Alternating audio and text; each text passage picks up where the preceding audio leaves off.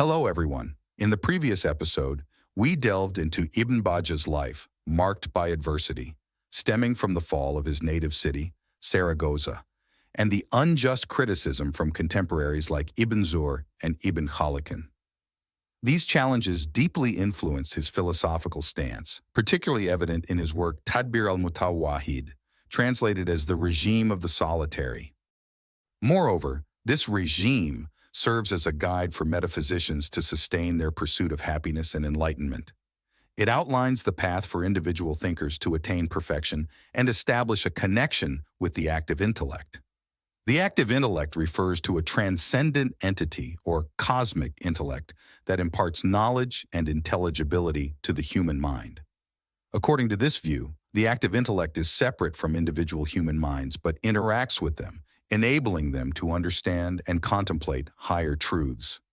The active intellect represents an essential concept in philosophical thought, serving as a mediator between potential knowledge and actual understanding, both in Aristotle's philosophy and within the Islamic philosophical tradition.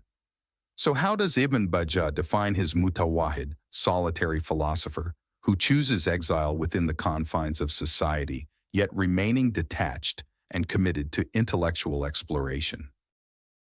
What is the Mutawwahid, the solitary? Tadbir al-Mutawwahid addresses a crucial problem: philosophers' repeated failures in practical politics, leading to the irrelevance of their theories. It's a courageous attempt to confront truths overlooked or denied by earlier philosophers, aiming to bridge the gap between philosophy and real life. Ibn Bajja's work reflects his awareness of the impossibility of living in a perfect state and his personal perspective on the philosopher's role, drawing from his own life experiences and keen insights. Al-Mutawwahid can be understood as someone who chooses solitude, remaining apart from others.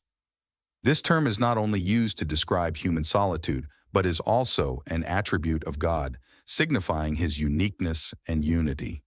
In Arabic, Tatwahada means to be alone without sharing or participating, while Tawahada bi Amr denotes being unique in a particular matter, and Tawahada bi Ray implies being alone in holding a certain opinion. According to Ibn Bajja, the Mutawwahid is the philosopher who lives in one of the imperfect cities, unable to lead a normal life due to unnatural and unfavorable conditions. He resembles a mystic, feeling like a stranger in his own city, despite not being a mystic himself and opposing mysticism. This philosopher lacks loyalty to his city because his true allegiance lies with the city of his own creation, a place he mentally inhabits and remains loyal to in his thoughts. Ibn Bajja maintained that happy individuals, if they exist within these imperfect cities, only experience the happiness of solitude. For them, the proper governance would mirror that of the solitary individual, whether there is only one such person or more, as long as neither a nation nor a city aligns with their viewpoint. These are the individuals referred to by Sufis as strangers. Despite living among their compatriots and neighbors, they hold views that diverge, having mentally journeyed to other realms which, for them, become their true homelands. Hence, he is like one of the wildflowers, nawabit, that grow spontaneously among cultivated crops, without being deliberately cultivated or tended to. He further arugid, similar to the savages living outside structured societies, as well as the insane, criminals, and anarchists dwelling within them. He disagrees with the beliefs of citizens within imperfect communities. However, unlike them, he challenges the beliefs of citizens within perfect communities, not with inferior opinions, but with true knowledge. He must reside in the imperfect community, yet he is not a genuine member of such a community. The Mutawwahid is an extraordinary individual who observes his surroundings and realizes that everything in his environment is tainted, unnatural, and unhealthy for him. This conclusion is primarily due to the imperfection of the city, caused by its citizens' actions lacking rationality. Different forms of irrationality lead to the creation of four main types of cities. Ibn Bajja justifies the philosopher's retreat into solitude as a response to this irrationality present in any of these city types. It grants the Mutawwahid the right to stop longing for an ideal city and to distance himself from social interaction, even though he resides among others. It's clear that the Mutawwahid shouldn't withdraw until he fully understands that living in a perfectly virtuous city is hopeless. Ibn Bajja is realistic. He knows from his own and others' experiences that such a city is nothing but a dream. He aims for practicality in his discourse, seeking to provide a useful regimen or path for the Mutawwahid to follow. This regime picks up where other philosophers have left off, catering to the Mutawwahid's needs and circumstances. Therefore, our Mutawwahid is a wise individual who realizes, right from the start, that it's futile to engage in unrealistic endeavors or associate with those immersed in worldly affairs. Instead, he understands the importance of aligning his spirituality or intellectual pursuits with his way of life. Therefore, he seeks his own regimen, tailored for living in an imperfect society. This philosopher establishes the foundation of his own community and lifestyle, determining the principles by which he can manage his life and interact with others.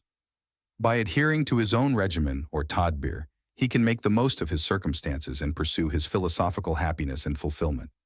So how does Ibn Bajja define tadbir, the regime? So far we have dealt with Ibn Bajja's conception of the Mutawwahid. Now we move to examine his understanding of tadbir. What is tadbir, the regime? According to Ibn Bajja, the term tadbir, regime, has various meanings. The most common understanding refers to arranging actions to achieve a specific goal rather than just performing a single action with an intended outcome. Tadbir involves multiple actions organized in a sequence or arrangement, tartib, towards a desired end. So tadbir is connected to God because he is the ultimate manager of the world.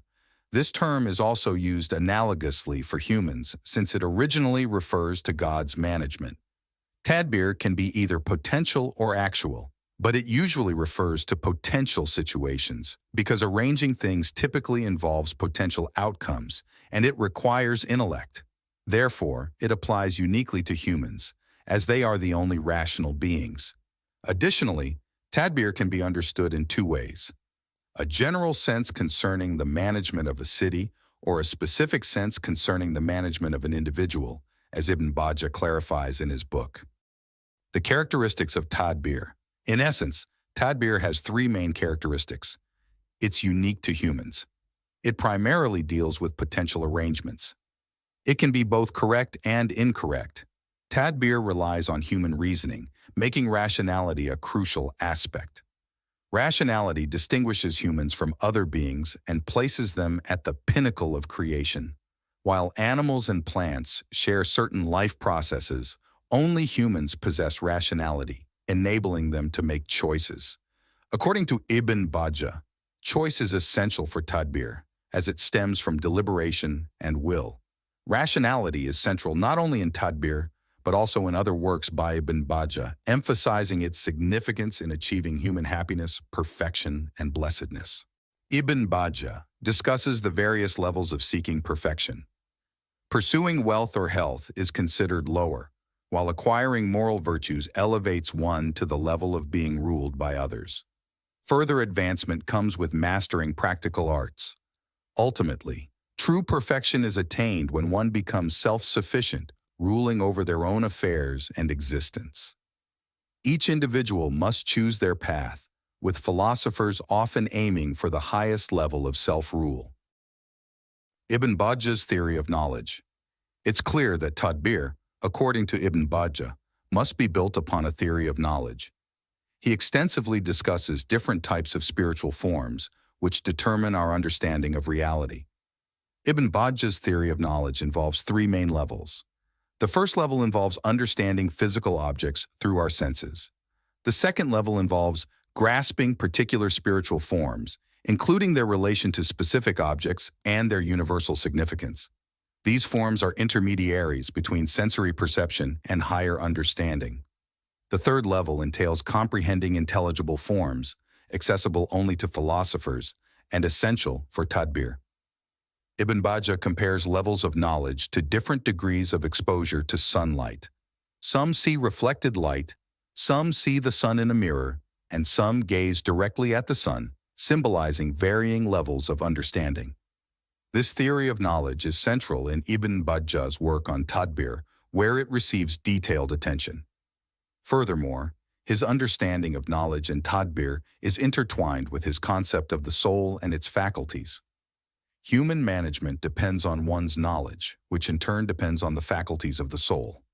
In summary, Tadbir relies on a theory of knowledge that encompasses different levels of understanding, from sensory perception to intellectual comprehension. Ibn Bajja's exploration of the rational faculty and its potentiality and actuality further enriches his understanding of Tadbir and its connection to human cognition. Perfect versus imperfect cities. Ibn Bajja's self-imposed solitude is a strategic stance that the philosopher may adopt while living in imperfect cities. In his work, Ibn Bajja introduces the concept of the active intellect, which serves as the ultimate goal for philosophers. However, not everyone can connect with this intellect at all times. The rational faculty fluctuates between potential and actual states, and likewise the regime, Tadbir, can be both correct and incorrect. Ibn Bajja categorizes men into different groups, reserving the achievement of union with the active intellect and comprehensive knowledge for supreme philosophers only. Unfortunately, such philosophers are rare, leaving the sound regime of the city as merely an idea in their minds. They can govern themselves but struggle to bring about the ideal regime in their community due to its imperfection.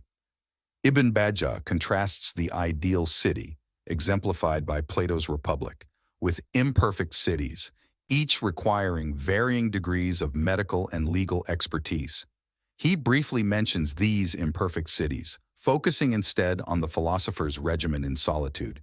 He discusses imperfect cities like democracy, tyranny, oligarchy, and imamiyya, the latter possibly referring to a religious leader. Indeed, the term imamiyya meaning is subject to interpretation, with some suggesting it means front city, or the highest among the four imperfect ones. Imperfect cities are inhabited by citizens primarily occupied with either material or spiritual concerns. Rational citizens, known as nawabit or weeds, occasionally emerge but lead vastly different lives from their counterparts in the ideal city. In the perfect city, philosophers rule, but if denied this role, they can still govern themselves and maintain their dignity. Ultimately, despite living in imperfect conditions, the philosopher retains his intrinsic kingship, emphasizing inner strength over external circumstances. The modern solitude. The concept of philosophical and intellectual solitude, characterized by a sense of isolation and detachment from societal norms, finds resonance in various literary works across different periods. Notably, this theme is prominent in the writings of figures such as Emily Dickinson, Fyodor Dostoevsky, Colin Wilson, and others. Emily Dickinson, known for her introspective poetry, explored themes of isolation, introspection, and the solitary nature of the human condition in her works. Her poems often delve into the inner workings of the mind and the complexities of human emotions, reflecting a deep sense of philosophical solitude. Similarly, Fyodor Dostoevsky's seminal work, Notes from the Underground, presents a profound exploration of existential isolation and alienation. The unnamed narrator grapples with feelings of insignificance and detachment from society, choosing to retreat into his own thoughts and reflections rather than conforming to societal expectations. Colin Wilson's The Outsider delves into the psyche of individuals who exist on the fringes of society, often feeling disconnected from the mainstream culture. Through various literary examples, Wilson examines the existential dilemmas faced by these outsiders and their quest for meaning and authenticity in a world that fails to understand them. These works, among others, highlight the enduring theme of philosophical and intellectual solitude in literature. Through introspective narratives and nuanced character portrayals, they invite readers to contemplate the complexities of human existence and the pursuit of individual truth in a world that often values conformity over authenticity. In this episode, we've tried to explain and simplify the philosophical world of Ibn Bajja, And to better make sure that his key ideas are well understood, we suggest the following essay questions for discussion. Discuss Ibn Bajja's concept of the active intellect and its significance for philosophers. How does it serve as the ultimate goal, and what challenges do philosophers face in connecting with it? Explore the fluctuation between potential and actual states of the rational faculty, as described by Ibn Bajja. How does this fluctuation impact individual decision-making and societal governance? Compare and contrast the ideal regime envisioned by Ibn Bajja with the imperfect regimes found in his works. How does Ibn Bajja characterize these regimes, and what challenges do they pose for the philosopher? Analyze Ibn Bajja's classification of men into different groups, focusing on the supreme philosopher's unique role and challenges. How do these classifications reflect Ibn Bajja's views on knowledge, governance, and societal order? Examine the symbolism and potential interpretations of the term imamiyya in Ibn Bajja's discussion of imperfect cities. What insights does this term offer into Ibn Bajja's socio-political and religious perspectives? Finally, make sure you subscribe to the channel to get the coming video essay on the philosophical project of the Moroccan intellectual Muhammad Abd al-Jabri. Thank you for watching this and following the channel.